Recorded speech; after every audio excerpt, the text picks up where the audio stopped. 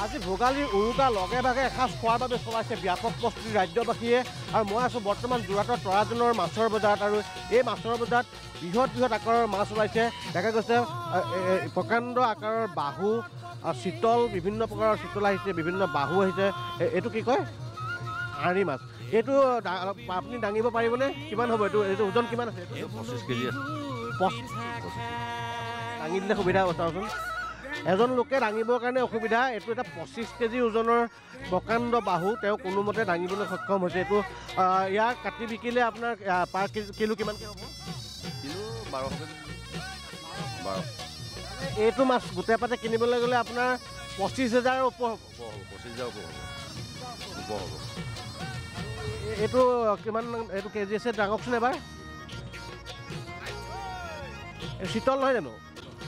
এইটো চিতল 30 কেজি ওজনৰ চিতল কোনোমতে দাঙিবলৈ সক্ষম হৈছে। গণে দেখুৱাইছে 30 কেজি ওজনৰ চিতল।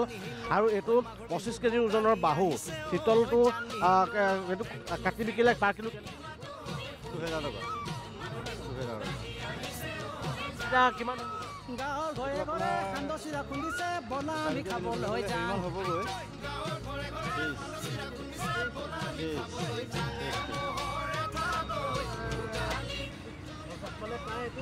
35,000 মান টকাই হ'ব।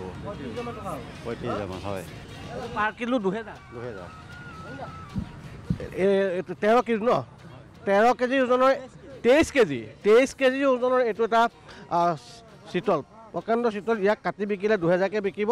আৰু আনহাতে ইয়াতো দেখা গৈছে যে প্ৰকাণ্ড মাছ আহিছে। আনটা এইটো বাহু। এইটো কিমান আছে? এইটো ৱেট? এইটো 15 কেজি আছে। দাঙি দিয়াচোন এইটো। এইটো কাটি বিকিলে কিমানকৈ বিকিব? কাটি বিকিলে এইটো 1,000 টকা কেজি হ'ব। এইটো 15,000 টকা। 15,000 টকা হয়।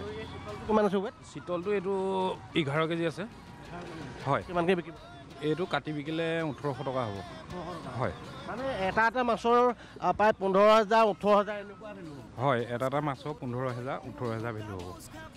প্ৰকাণ্ড মাছ আহিছে দেখাইছে গণেশে এইখন বজাৰত, তৰাজনৰ বজাৰত। ইয়াত প্ৰকাণ্ড চিতল আহিছে, খৰিয়া আহিছে, বাহু আহিছে।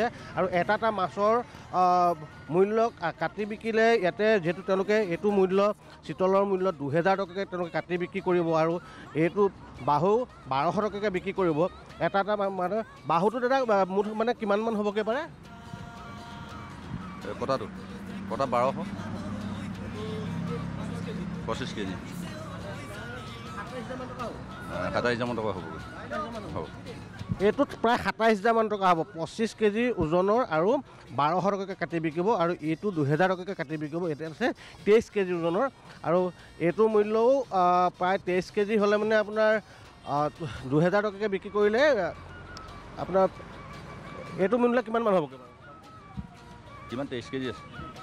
23 কেজি হ'লে আপোনাৰ 40,000 ওচৰা-ওচৰি হ'ব। এটা মাছৰ দাম 40,000 প্ৰায় ওচৰা-ওচৰি হ'ব। এয়া হৈছে যোৰহাটৰ তৰাজনৰ বজাৰ। আৰু এতিয়া ক'বলৈ গ'লে খোৱাতহে বল লাগে। বজাৰত বিধে মাছ ওলাইছে, প্ৰকাণ্ড মাছ ওলাইছে। আৰু এয়া হৈছে যোৰহাটৰ তৰাজনৰ বজাৰ। গণেশে দেখুৱাব আগলৈকো এখন বৃহৎ বজাৰ বহিছে, য'ত প্ৰকাণ্ড ৰৌ, বাহু, চিতল, খৰিয়া বিভিন্ন ধৰণৰ মাছ এইখন বজাৰলৈকে আহিছে। আৰু গ্ৰাহক ইতিমধ্যে আহিবলৈ আৰম্ভ কৰিছে। বাইদেৱে মাছ চাই আছে, মাছ ক্ৰয় কৰিম। আজি চিতল মাছ নিম বুলি ভাবিছোঁ। চিতল মাছ বহুত হৈছে। আজি লগে ভাগে এসাঁজ খাব? হয়, লগে ভাগে এসাঁজ খাম বুলি ভোগালী উৰুকা আজি। দৰদাম প্ৰতিছে নাই? দৰদাম এতিয়া কমা নাই, 1,500 বুলিয়ে কৈছে। কি কৰোঁ চাওঁ। হয়, নিব লাগিব অকণমান খাবই লাগিব। গ্ৰাহক ইতিমধ্যে আহিবলৈ আৰম্ভ কৰিছে। যোৰহাটৰ এইখন তৰাজনৰ বজাৰত বৃহৎ মাছ আহিছে। এটা মাছৰ মূল্য 30,000 40,000 পৰ্যন্ত হৈছে। আৰু এয়া দেখা গৈছে প্ৰকাণ্ড বৰালি আহিছে, ৰৌ আহিছে, গাছ কাপ আহিছে, বিভিন্ন পাতৰ মাছ আহিছে। সেইটো কি মাছ হয়? কোনটো? এইটো চিতল, এইটো পিঠিয়া। কিমান কেজি আছে?